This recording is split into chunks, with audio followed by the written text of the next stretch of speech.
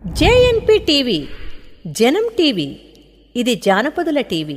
సమాచారాన్ని మీకు అందిస్తుంది జేఎన్పీ టీవీ. చెప్పి ప్రజా సంఘాలైతేనేమి, మహిళా సంఘాలైతేనేమి, ఉద్యోగ ఉపాధ్యాయ సంఘాలైతేనేమి నిర్ణయించినందున సూర్యాపేట జిల్లా కేంద్రంలో ఈ నిరసన కార్యక్రమాన్ని చేపట్టడం జరిగింది.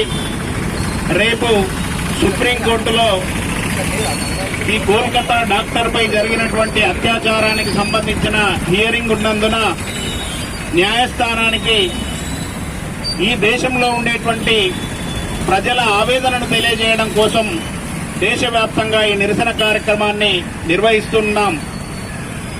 నిజంగా అత్యాచారానికి పాల్పడినటువంటి వాళ్ళు పేదవాళ్ళైతే ఆ పేదల మీద న్యాయస్థానాలు గాని చట్టాలు గాని వెంటనే స్పందించి సజ్జనార్ లాంటోళ్ళు వెంటనే ఎదురుకాల్పులు ప్రారంభించి వాళ్ళని చంపేస్తున్నారు.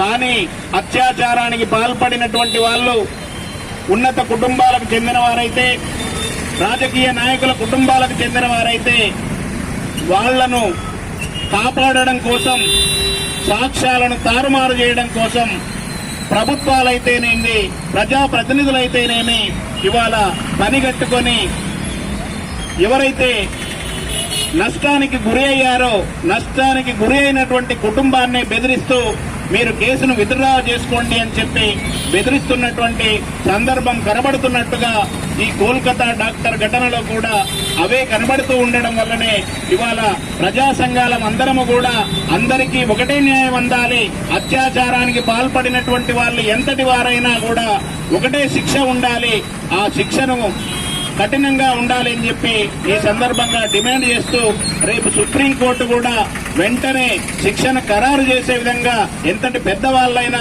శిక్ష పడే విధంగా చేయడం ఒక బాధ్యత అయితే, ఇవాళ సమాజం మొత్తం కూడా డ్రగ్స్ తో నింపబడి ఉంది, మద్యం ఏరులై పారుతూ ఉంది, పోర్ను వీడియోలు, అశ్లీల చిత్రాలు ఇవాళ సామాజిక మాధ్యమాల్లో విచ్చలవిడిగా ప్రసారం అవుతున్నాయి. వాటిని నియంత్రించకుండా అత్యాచారాలు ఆగవు అని చెప్పి బాలికలను, మహిళలను, ఆడబిడ్డలను రక్షించుకోవాల్సినటువంటి బాధ్యత ప్రభుత్వాల మీద ఉంది. ప్రభుత్వాలతో పాటు ఈ ప్రజల మీద కూడా ఉంది. ఆ ప్రజలుగా ఇవాళ స్పందించి ఈ నిరసన కార్యక్రమాల్లో పాల్గొనడానికి ఇచ్చేసినటువంటి ప్రతి ఒక్కరికి కూడా సూర్యాపేట సామాజిక అధ్యయన వేదిక తరఫున, డెమోక్రటిక్ టీచర్స్ ఫెడరేషన్ తరఫున అభినందనలు తెలియజేస్తూ, పీజీ విద్యార్థిని అత్యాచారం చేసి హత్య చేసినటువంటి సంఘటన జరిగి ఇప్పటికి కొన్ని నెలలు గడుస్తున్నప్పటికీ కూడా దర్యాప్తు అనేది పురోగతిలో లేదు. ఎందుకంటే మనం చూస్తున్నాం గతం నుండి ఆ యాక్షన్లో ఇన్వాల్వ్ అయినటువంటి వాళ్ళు ఎవరైతే పాలకులు అండదండలు ఉన్న వాళ్ళైనా, రాజకీయ నాయకులైనా, లేకుంటే పెద్దవాళ్ళైనా, ఆర్థికంగా స్థిరపడి కోటీశ్వరులైనా, మరి అటువంటి కేసులలో మరి మనం దర్యాప్తులోనే మరి చాలా లేట్గా చేయడం అనేది చూస్తున్నాం. ఎందుకంటే ఇన్సిడెంట్ జరిగినాక మరి ఎవరైతే పేరు అని చెప్పారో మరి అతను నేనే చేసినా అని చెప్పి తర్వాత కాలం ఎమ్మటే నేను కాదు, దీన్ని నన్ను బలిపశువులు చేస్తున్నారని మరి ఎవరైతే నిందితుడు అన్నాడంటే మరి దాని వెనకాల చాలా మంది పెద్దవాళ్ళు ఉన్నారు. ఎందుకంటే పోస్ట్ మార్టం రిపోర్ట్లో కూడా అది గ్యాంగ్ రేప్ అని డాక్టర్లు చెప్పారు. మరి కేంద్రం రాష్ట్రం మీద, రాష్ట్రం కేంద్రం మీద మాట్లాడటం తప్ప మరి దాన్ని ఆ కేసు అనేది మరి దర్యాప్తు అనేది ముందుకు సాగనిస్తలేరు.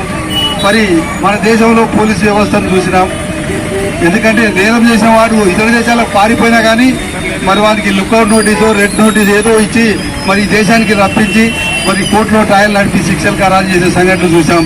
కానీ ఇంత ఘోరమైన ఒక డాక్టర్ పైన, అంటే సమాజంలో మరి చాలా పవిత్రమైన సేవలు అందించి ఒక ప్రాణాలు కాపాడేటువంటి వైద్య వృత్తిలో ఉన్నటువంటి ఒక డాక్టర్కే ఈ దేశంలో రక్షణ లేదు.